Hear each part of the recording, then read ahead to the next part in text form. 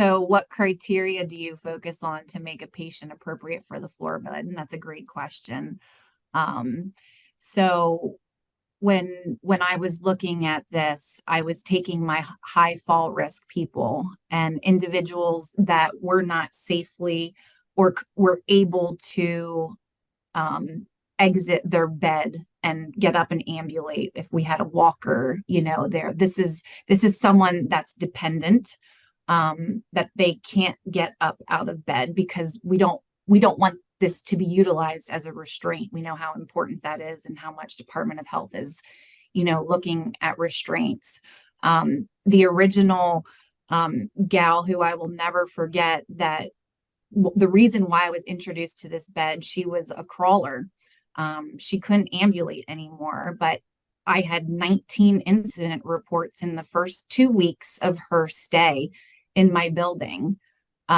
So when we implemented this, she didn't have another fall. But she, again, was not someone that could ambulate. So you really do have to make the clinical decision. Would this become a restraint for this person or not? And that really helps guide, who is going to be appropriate for the bed. But again, it acts as a normal nursing bed, so you can adjust it as normal. So looking at, from a budgetary perspective, and this can kind of go in and answer the next question, about what percentage of our residents use the floor bed. We were starting out with just those high fall risk people. I was in a 133 bed facility. We had 5 beds. They were always in use. Sometimes we had a waiting list. So the next year we were going to budget, for more floor beds.